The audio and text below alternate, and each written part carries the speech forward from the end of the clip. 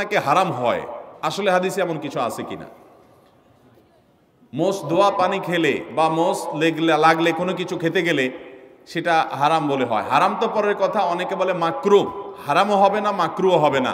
কারণ মোষ যদি থাকে আর পানি যদি আপনি খেতে যান তো একটু আধটু লাগবেই লাগবে, যত ছোট থাকুক একটু হইলেও লাগবে। এখন যদি বলেন যে না আমি লাগাবো না, তাহলে মোষ বড় রাখতে হবে অনেক, এবং সে মোষ কিছু একটা দিয়ে চিমটি দিয়ে ধরে উঠায় ধরে তারপর খাইতে হবে। এছাড়া তো আমি কোনো উপায় দেখি না। কারণ যদি ছোট ছোট মোষ হয়, পানি খাবেন আর লাগবে না, তাহলে ঠোঁট ধরে উঠে রাখতে হবে। তাহলে বোঝা গেল এটা ভুয়া, ভিত্তিহীন কথা। মোষ যদি লেগে যায় ইচ্ছাকৃত, তো মোষ ধোয়া পানি, মোষ ধোয়া খানা, মোষে লাগলে সেটা খাবেন না আপনি। কারণ হলো সেটা তো আর পরিষ্কার করে হওয়ার সময় জীবাণু থাকতে পারে, ধুলাবালি থাকতে পারে। ইচ্ছাকৃত এটা করেও না কেউ, কিন্তু অনিচ্ছাকৃত যেটুকু লেগে যায় এটার কারণে হারাম তো দূরের কথা, মাকরু হবে না। এটা ভিত্তিহীন কথা। কথা বুঝাতে পারছি? কোন মদ করে বলে শুনছে এই ফতোয়া যে মোষ ধোয়া পানি খাইলে গুনাহ হয়, মাকরু হয়। এই জন্য সে মদ খাওয়ার সময় তার মোষ বড় ছিল, উঠায় ধরে মদ খাইতো। যে মদ খাওয়ার সময় যদি মাকরু হয়ে যায় তাহলে আল্লাহ নারাজ হয়ে যাবে। এই জন্য সে মোষ উঠায় নাকি মদ খাইতো। আল্লাহ জানে সত্য না মিথ্যা, ঘটনা শুনছি আমরা অনেক ছোটবেলা থেকে। তো যাই হোক, তো মোষ ধোয়া পানি খেলে বা কিছু খেতে গেলে মোচে লেগে গেলে আসলে কোনো গুনাহ হবে না। বিভিন্ন এলাকায় অসুখ বিসুখ যাতে কম হয়, বার্ষিক সিন্নি, খোদাই সিন্নি, মহরমের সিন্নি নামে বিভিন্ন সিন্নি করা হয়। এগুলো করা কতটুকু বৈধ? অসুখ বিসুখ হলে আল্লাহর কাছে তওবা ইস্তেগফার করবেন, দোয়া পড়বেন এবং ডাক্তারের কাছে যাবেন। অসুখ বিসুখের জন্য দান সাদাকা করবেন। কিন্তু এই যে আপনার সিন্নি দেওয়া মানে হলো, ধরেন আপনার এই উপলক্ষে মিলাদের আয়োজন করলেন, নবী করিম সাল্লাল্লাহু আলাইহি ওয়াসাল্লাম বা সাহাবা একরামকেও এরকম অসুখ বিসুখ হলে, বিপদ আপদ হলে এরকম কোনো কাজ করতেন বলে আমাদের জানা নাই। বিধায় খেয়াল রাখতে হবে যে এগুলা কোনো সুন্নাহসম্মত আমল না। এরপরে প্রশ্ন হলো, ভুল করে বা রাগের মাথায় যদি কসম করি, কিন্তু পরে দেখা গেল আমি যেটা কসম করেছি যে আমি এটা কখনোই করব না, কিন্তু সেই কাজটা আমি বাধ্য হয়ে করে ফেললাম, তাহলে এক্ষেত্রে আমার করণীয় কি? এক্ষেত্রে আপনার করণীয় হলো কাফফারা দিবেন। কসমের কাফফারা হলো হয় 10 জন মিসকিনকে খাদ্য দান করবেন, আর না হলে 3 দিন রোজা রাখবেন। বাস, তাহলে কসমের কি হয়ে যাবে? কাফফারা হয়ে যাবে। এরপরে প্রশ্ন হলো,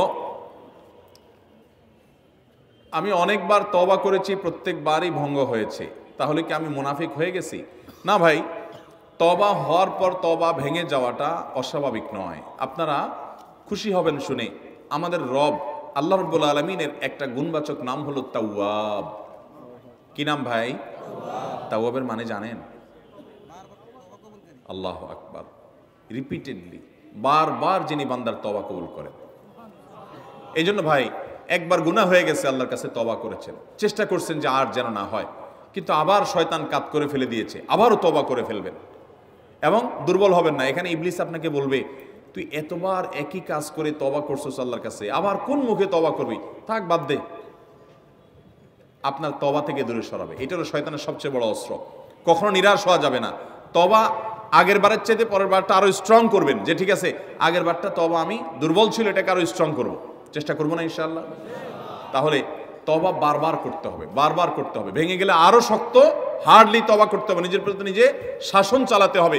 এভাবে ইনশাআল্লাহ সামনে আগাইতে হবে। ভারতবর্ষের একজন কবি বলেছেন, আরে ইয়ে কুস্তি তো হয় অমর ভর কি, কবি ও দাবালে কবি তু দাবালে। ইবলিসের সাথে তোমার লড়াই তো সারা জীবনের।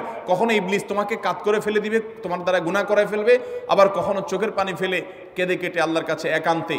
ভাইরা, কিছু নির্জন সময় কাটানো দরকার। আমাদের কোনো নির্জন সময় নাই। নির্জন সময় হলে ওই মোবাইলে আমরা ঢুকে পড়ি, মোবাইল টোবাইল বন্ধ করে ফেলে দিনে রাতে 24 ঘন্টার ভিতরে 5 ওয়াক্ত নামাজের পরে আগে যে কোনো সময় অন্তত 2-4-5টা মিনিট একটু চিন্তা ভাবনা করবেন, একটু নিজের হিসাব মিলাবেন, আল্লাহর সাথে কথা বলবেন।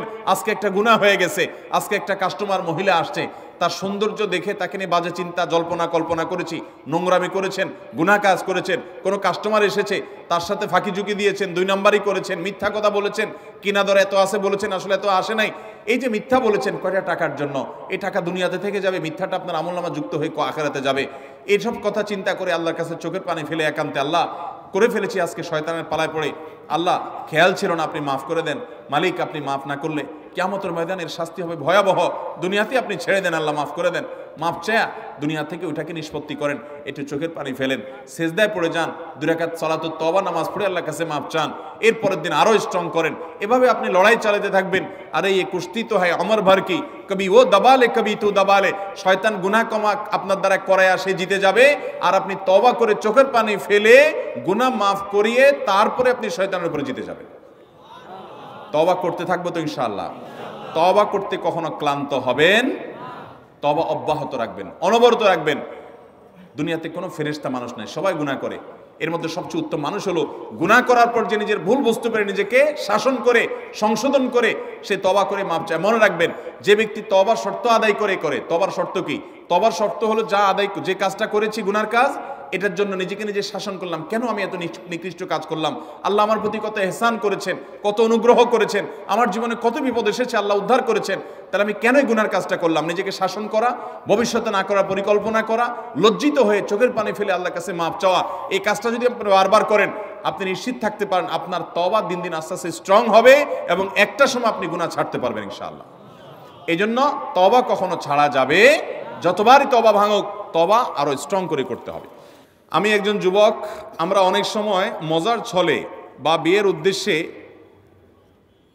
না, বিশেষ উদ্দেশ্য ছাড়া ফেসবুক বা মেসেঞ্জারে 3 বার কবুল বলি, তাতে কি আল্লাহর দরবারে বিয়ে কবুল হয়ে যাবে? এতে কি কোনো গুনাহ আছে? পোলাপান বান্দরামি করার জিনিস খুঁজে পাও না? না, অনেক পোলাপান এগুলো করে। এমনকি এই যে নাটক সিনেমাতে অনেক সময় অভিনয়ের অংশ হিসাবে এগুলো করে না অভিনেতারা, এদের মধ্যে কেউ যদি মুসলমান হয়, কারণ যদি আল্লাহর প্রতি বিশ্বাস না থাকে তার কথা ভিন্ন হয়, বেঈমান নিয়ে আমাদের আলাপ নাই। যে মুসলমান, যে আল্লাহর প্রতি ঈমান আছে, তার জানতে হবে নবী করিম সাল্লাল্লাহু আলাইহি সাল্লাম বলেছেন, সালাতুন জিদ্দুহুন্না জিদ্দুন ওয়া হাজলুহুন্না জিদ্দুন। 3টা বিষয় সিরিয়াসলি করলে যা হবে, দুষ্টুমি, রসিকতা, অভিনয়, মজা করে করলে তা হয়ে যাবে কাহিনী বড় খতরনাক, বড় জটিল। অতএব আপনি দোস্ত দুষ্টামি করে কোনো ক্লাসমেট মেয়েকে বললেন অন্য 2-3 দোস্তের সামনে যে আমি ওরে বিয়ে করলাম, এবং সেও অ্যাডাল্ট, আপনিও অ্যাডাল্ট, 2জন সাক্ষীও আছে। আর বিশেষ করে নাটকে যেটা হয় যে অভিভাবক অনেক সময় থাকে, যদি সত্যিকারের অভিভাবক থাকে, ওখানে তো সব বকওয়াস অভিভাবক। মেয়েদের তো বিয়ে অনেক আমাদের মতো মেয়েদের বিয়ে অভিভাবক ছাড়া হয় না, কিন্তু হানাফি মাযহাব অনুযায়ী অভিভাবককে জরুরি না, যদি অ্যাডাল্ট হয়ে যাবে তাহলে সেক্ষেত্রে হানাফি মাযহাবের আলোকে এই বিয়ে হয়ে যাবে। 2জন সাক্ষীর সামনে শুধু বলছেন প্রস্তাব, সে বলছে কবুল, দুষ্টামি করে বলছেন, বাস কাহিনী খতম হয়ে গেছে। কথা বুঝেন নাই? খুব জটিল একটা বিষয়। ঠিক তালাকের বিষয়টাও এরকম। আপনি বলবেন যে হুজুর আমি তো আসলে তালাকের উদ্দেশ্যে বলি না, আমি একটু ভয় দেখানোর জন্য বলছিলাম, কাম হয়ে যাবে, এরপর আর এসব বলে লাভ হবে না। অতএব এগুলো সাবধানে করতে হবে। আল্লাহ আমাদেরকে এই সমস্ত বিষয়, হেয়ালিপনা, দুষ্টমি, এগুলো থেকে বেঁচে থাকার তৌফিক দান করুন। সব জায়গায় ফাজলামি না।